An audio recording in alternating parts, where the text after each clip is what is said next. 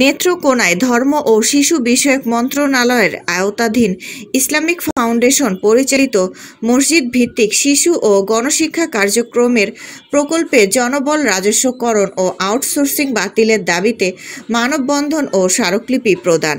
নেত্রকোনা জেলা প্রশাসক বরাবর মানববন্ধনটি পরিচালনা করেছেন নেত্রকোনা জেলার মসজিদ ভিত্তিক শিশু ও গণশিক্ষা এবং কেয়ারটেকার ঐক্য পরিষদ। বিস্তারিত দেখুন নেত্রকোনা প্রতিনিধি লুৎফর জামান ফকিরের প্রতিবেদনে।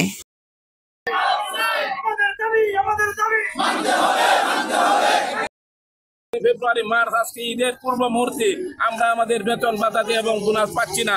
এই জন্য সরকারের কাছে জোর দাবি জানাচ্ছি, ঈদের পূর্বেই আমাদের সেই প্রকল্পকে অনুমোদন করে আউটসোর্সিং বাতিল করে বোনাস সহ রাজস্ব সহ আমাদের বেতন ভাতা দেওয়ার জন্য আমরা সরকারের কাছে বিনীত অনুরোধ জানাচ্ছি।